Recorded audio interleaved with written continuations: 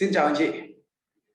Chắc hẳn anh chị đang loay hoay tìm kiếm những cơ hội, và khi mà anh chị đang gặp tôi, đang được xem cái clip này thì chắc chắn với anh chị rằng anh chị cũng là những người mà đang tìm cái sự khao khát, đang đang có cái sự khao khát, đang tìm những cơ hội để thành công trong lĩnh vực MV. Vậy thì cái clip này chắc chắn sẽ không làm cho anh chị thất vọng, mà nếu như anh chị hứa với tôi và xem hết cái clip này thì đó là anh chị đã đi trên con đường chiến thắng 50% rồi. 50% còn lại anh chị chỉ cần hành động là sẽ có.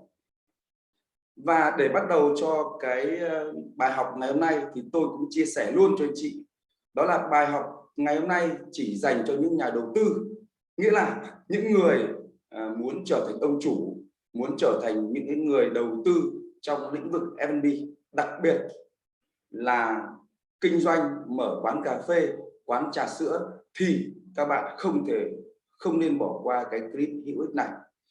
Và trước khi mà đi sâu vào cái việc phân tích trong cái bài ngày hôm nay thì Hải xin chia sẻ các chị một chút về thông tin. Đó là Hải, tên đầy đủ là Trần Văn Hải. Và nếu như các bạn muốn tìm thông tin là Trần Hải là ai thì các bạn hãy lên fanpage hoặc là YouTube Trần Hải Vua Pha Chế. Nơi đấy có nhiều thông tin và rất nhiều thông tin các bạn có thể tìm hiểu.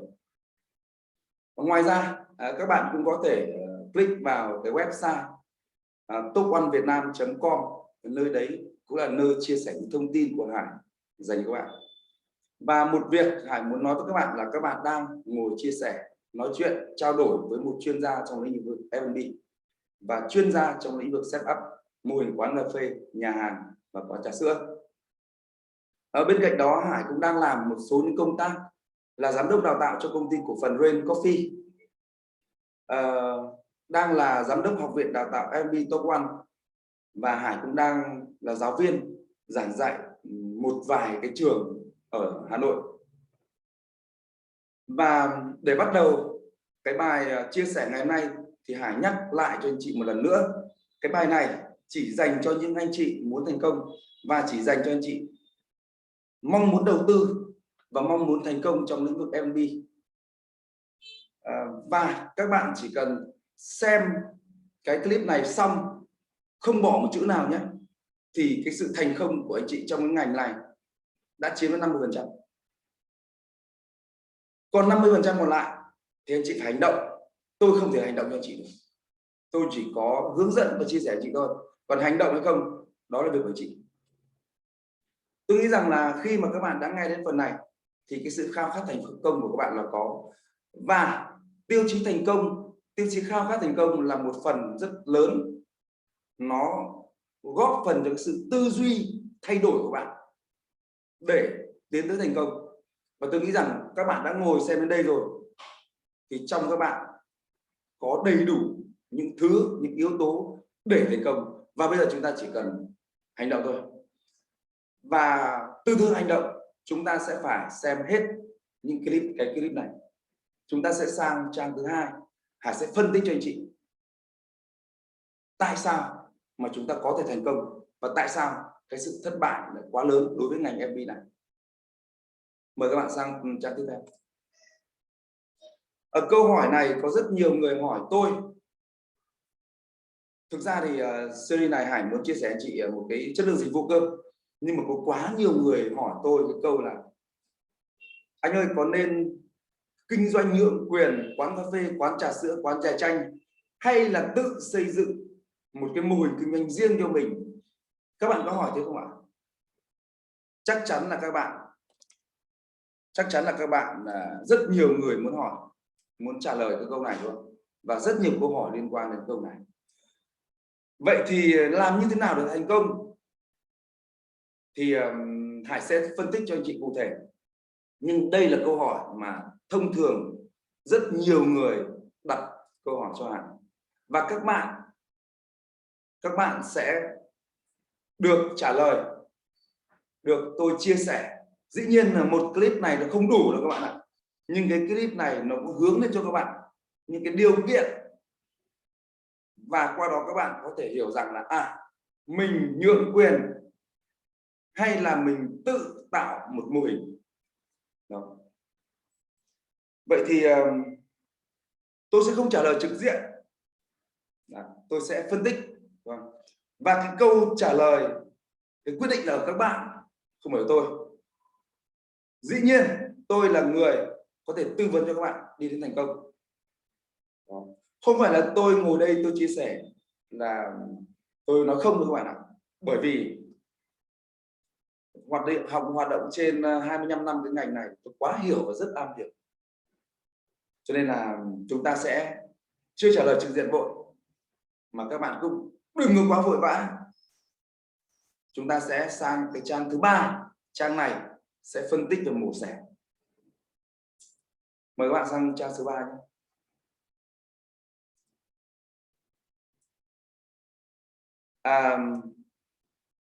Tôi muốn nói như thế này, có nên là nhượng quyền một thương hiệu để kinh doanh, hay là tự mà mình tạo dựng ra một cái doanh nghiệp riêng, cái mô hình kinh doanh riêng?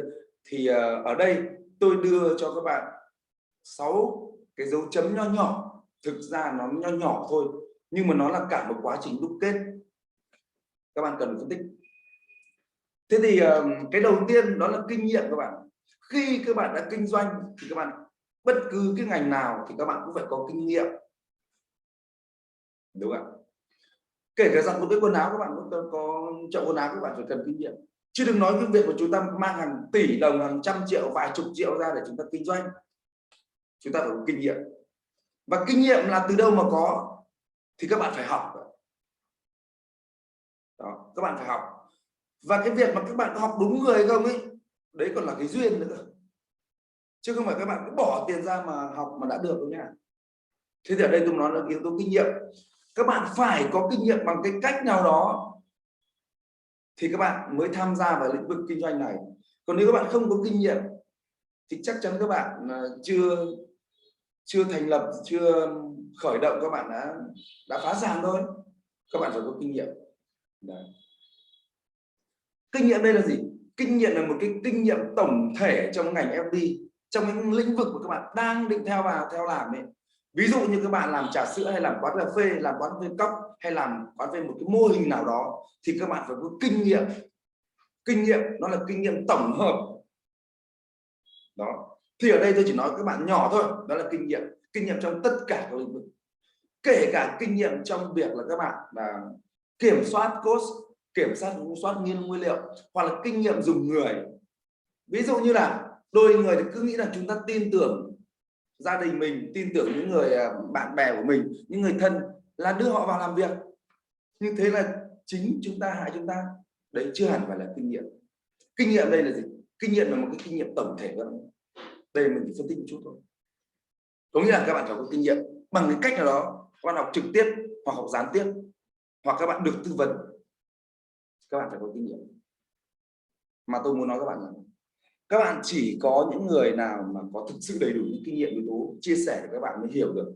Còn nếu như hiểu, một số người là chưa hiểu rõ cái ngành nghề đã đưa ra tư vấn mới chỉ mục đích là có kiếm tiền, nhận được những hợp đồng, không có lương tâm.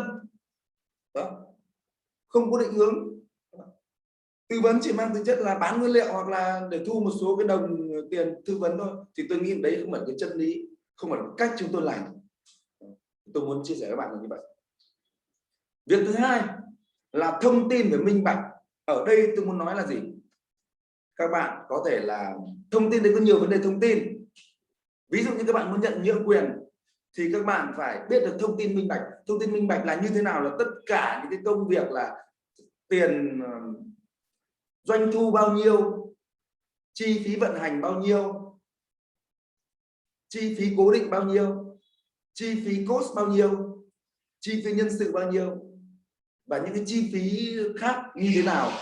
Xin thưa các bạn là có hàng trăm cái đầu mục chi phí. Đó. Cho nên là khi mà các bạn nhận nhượng quyền hay các bạn kinh doanh thuần túy thì các bạn phải có thông tin. Thông tin minh bạch ở đây có thể là cái tần số, cái lưu lượng người qua lại ở khu vực các bạn có đông không, chỉ số về con người, nhưng cái nhóm người chỉ số về nhân khẩu học có đủ không, cái nhóm chỗ các bạn đấy có thuộc nhóm trẻ hay thuộc nhóm cổ điển hay thuộc nhóm người già hay là thuộc nhóm học sinh, hay là cái môi trường sống họ như nào, thì bạn phải có thông tin chuẩn và có tính minh bạch. Các bạn phân tích được chi tiết được không? Khó đúng không? Có những người nghĩ rằng là cứ mở quán cà phê, quán trà sữa ở trường đại học hoặc là đối diện với các trường trung học, trường mầm non, trường tiểu học là có khách, nhưng xin thưa bạn, đóng cửa cực nhiều. Bởi vì một cái nhìn như thế nó rất là thiển cận, nó chưa đầy đủ, chúng ta có đầy đủ yếu tố kinh doanh. Tiếp theo là bạn phải có khả năng phân tích và đánh giá thị trường. Ở đây tôi muốn nói là đánh giá chung, đánh giá về chi tiêu, đánh giá khách hàng, đánh giá thói quen, đánh giá về cái lưu lượng người, đánh giá về cái yếu tố môi trường, đánh giá về tất cả các yếu tố xung quanh để nó ảnh hưởng đến công việc kinh doanh của mình. Đấy. Chúng tôi có các tiêu chí để đánh giá, dựa vào các dữ liệu tiêu chí thực chiến để đánh giá là có nên kinh doanh ở cái địa điểm đó hay là không, hay là có những địa điểm là phù hợp với quán cà phê, có những địa điểm phù hợp quán trà sữa, hay là kết hợp cả cà phê cả trà sữa, và cái cách thức nào đó.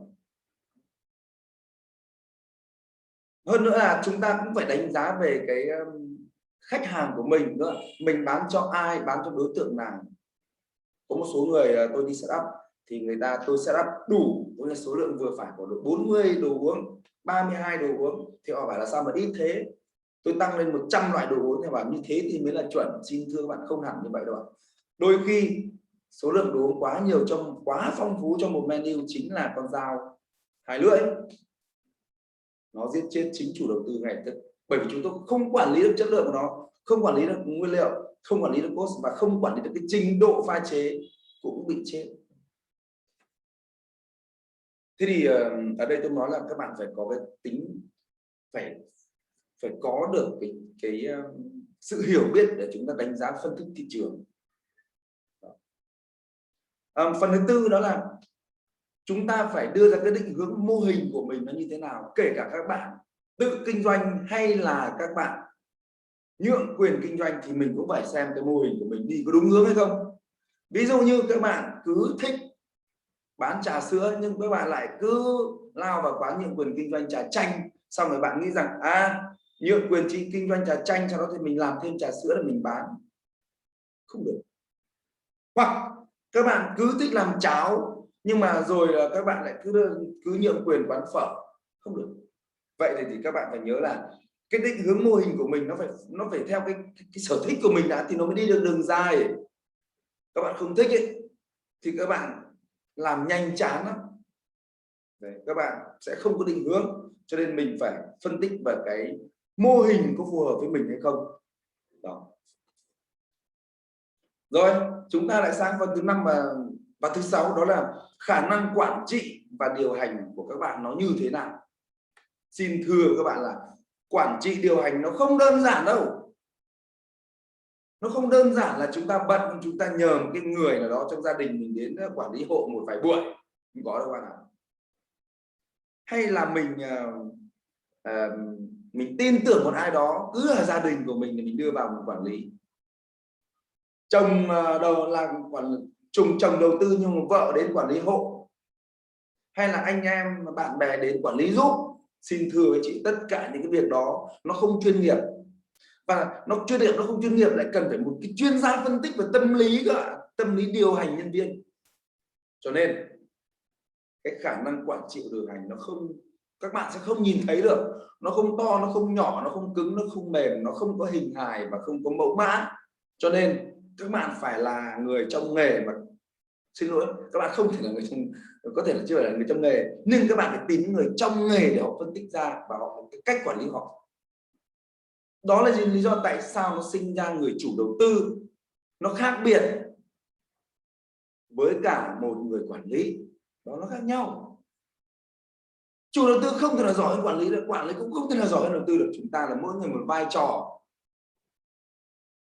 Hôm qua tôi có hôm qua là ngày mùng 6 tháng 6 năm 2021, tôi có nghe một người chủ đầu tư gọi điện cho tôi và nói với tôi một câu là Hải ạ, anh giỏi hơn em gấp 3 lần trong việc quản lý nhà hàng. Tôi bảo là tôi là chúc mừng anh, nhưng mà cái điều đó không hẳn đâu anh ạ. Không hẳn đâu. Tôi nói như này để như thế nào? Bởi vì có một số quán mà tôi đã làm cho khi mà mọi thứ nó chạy bon bon rồi, nó chuẩn rồi, và tôi là người bị đuổi việc. Tôi bị đuổi việc mà không có lý do gì cả. Đó. Và chủ đầu tư tự đứng ra quản lý, và chỉ trong một thời gian ngắn thôi, chất lượng mọi thứ nó xuống cấp không phanh. Lúc đó các bạn có hàng trăm triệu, thậm chí hàng tỷ để vực dậy còn khó, bởi vì nó đã ăn theo lối mòn xấu. Các bạn dựng lại, các bạn phải đập hết, làm lại một cái hệ thống quản lý. Còn người quản lý bằng máy móc thì nó dễ, quản lý con người mới khó nhỉ. Cho nên ở đây tôi muốn nói các bạn rằng các bạn có kinh doanh quán của mình hay là các bạn mình nhượng quyền thì các bạn cũng phải có khả năng điều hành. Và cái việc thứ 6 đó là cái vấn đề quản lý tài chính. Thực ra mà nói là khi các bạn đã nhảy vào kinh doanh cái lĩnh vực này thì các bạn phải rất rõ ràng trong việc quản lý tài chính. Một quả chanh rơi chúng ta mới quyết liệt nếu đã là kinh doanh. Đó. Quản lý tài chính khó lắm các bạn nhé. Ví dụ như bây giờ bạn đầu tư với 2 người đúng không? 2 người mà trong khi đó thì một người A đây, một chủ A, một chủ tên là B. Thế thì vào một buổi chiều có một người bạn của chủ A đến để ăn uống, sau đó thì được giảm giá. Vậy thì tôi muốn nói rằng cái giảm giá này ai là người chi cho các bạn? Giảm giá chung hay là hứng lên là giảm, hay là thích là giảm giá? Chúng ta phải có cái quản trị ở đây. Bởi vì giảm giá ít nhất là 10%, nhiều là 20%, 50%, 100%, rất là vô cùng, nhưng ít nhất là 10%. 10% thì các bạn đã hoàn toàn đã không còn lãi nữa rồi. Vậy thì cả một buổi đó chúng ta làm công cộng cho cái bàn đó, thậm chí còn mất nhiều thứ. Như khách vỡ một cái ly, một cái cốc là chúng ta không ai muốn là để khách đền cả, đúng không? Mất mặt. Vậy thì quản lý tài chính nó vô cùng khó khăn, chứ không đơn giản đâu. Thì ở đây tôi muốn nói với các bạn là gì? Chốt lại một vấn đề là các bạn, để tôi giải thích các bạn là các bạn có muốn nhượng quyền một cái thương hiệu để kinh doanh, hoặc là các bạn tự động kinh doanh, thì nó cũng là một câu chuyện là các bạn cần phải có những kinh nghiệm, cần thông tin, cần phân tích, cần định hướng, cần đủ các thứ, chứ không phải là các bạn cứ bỏ 1 tỷ 2 tỷ ra là lấy một cái thương hiệu ra để sau một tuần, sau một ngày mở mắt ra chúng ta là quản lý, chúng ta là chủ đầu tư một cách oai vệ. Không có đâu các bạn. Đây nó là một vấn đề, đây nó cũng lắm, nó là một công việc bắt đầu, và các bạn nhớ rằng khi mà bắt đầu luôn luôn khó khăn, cho nên các bạn cần phải được chia sẻ, cần phải có người có kinh nghiệm để chia sẻ để các bạn né tránh, để hạn chế những cái rủi ro mà các bạn mắc phải. Đấy, nói đến phần này thì các bạn hiểu rồi đúng không? Chúng ta nên nhượng hay không nên nhượng. Đôi khi nó là giống nhau các bạn nhé, nó là giống nhau, cái nào có rủi ro đó. Tuy nhiên thì các bạn cần phân tích sâu hơn. Ở đây tôi chỉ nói là các bạn nhượng hay không, hay là tự, thì các bạn cũng phải có những cái kinh nghiệm như tôi phân tích cho các bạn này, chứ nó không dễ như chúng ta tưởng các bạn nhé. Kể bây giờ chúng ta sẽ sang cái trang này. Trang này nó đơn giản lắm. Đây, cái slide này chúng ta tập trung về việc này, và trang sau thì nó đỡ hơn được các bạn. Đây. Tôi muốn nói rằng là F&B, viết tắt là Food and Beverage, ngành ẩm thực không khói, nó là một ngành công nghiệp và kinh doanh thương mại, thương trường là chiến trường. Cho nên tôi muốn nói rằng F&B là chiến trường, thành công chỉ dành cho những kẻ xuất sắc. Và các bạn có nằm trong cái nhóm xuất sắc hay không? Đó. Có thể các bạn biết cách dùng người, có thể các bạn giỏi bằng cách nào đó, thì chúng ta phải là những nhà xuất sắc thì chúng ta mới thành công. Bởi vì thị trường bây giờ thị trường đỏ, nghĩa là cơ man nào là quán cà phê mọc ra. Mỗi ngày ở thị trường Việt Nam hàng vài trăm quán cà phê mọc ra, riêng Hà Nội thì mỗi ngày cũng có đến hàng trăm quán cà phê mọc ra và hàng trăm quán đóng cửa.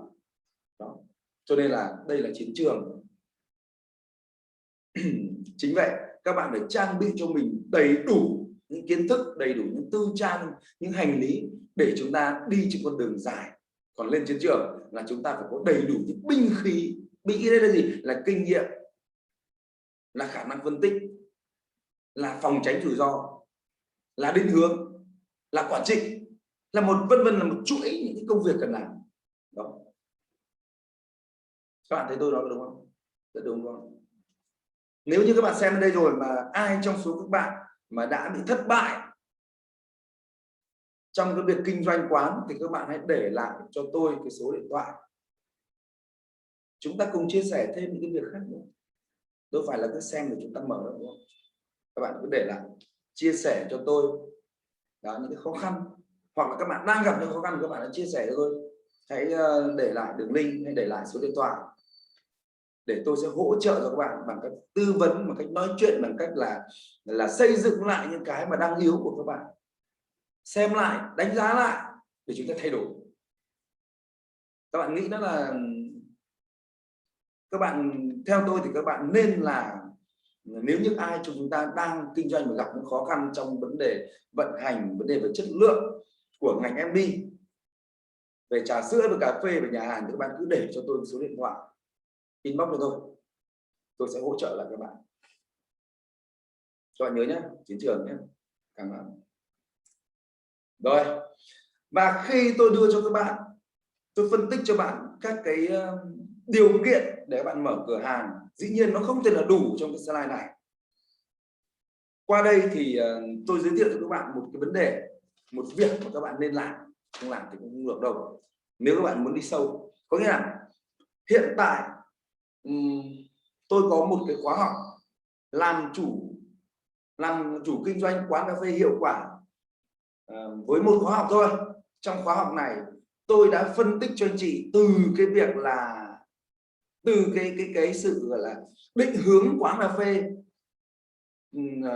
mở mô hình quán phê từ bao nhiêu tiền, kết hợp với ai, làm như thế nào, các bước thực hiện làm sao, bao gồm 25 bài phân tích một cách cụ thể với 25 năm kinh nghiệm tích lũy trong cái ngành nghề này. Tôi đã làm một khóa học này và tôi mong muốn được chia sẻ, được gửi cho anh chị. Nếu như anh chị mà kinh doanh quán cà phê mà anh chị không được học những cái bài này thì thực sự đấy là một trong những cái sự thiếu hụt cực lớn. Và tôi nói luôn với chị là đến 95% là thất bại, trừ vài phần trăm là may mắn. Có 5% là gì ạ? Là anh chị tồn tại được, còn lại sự thất bại là 95%. Cho nên anh chị hãy nghe tôi, anh chị hãy mua khóa học này. Đó. Khóa học này nó mang lại cho anh chị vô cùng nhiều những cái kiến thức bổ ích mà tôi đúc rút ra được. Thực ra thì không phải là cái việc mà tôi bán hàng, tôi kiếm tiền, cái kiếm ai cũng phải sống, đúng không? Tôi sống thì tôi chia sẻ với chị, nhưng mà cái việc đấy là việc còn có nhiều nguồn thu khác chứ không phải là cái việc này.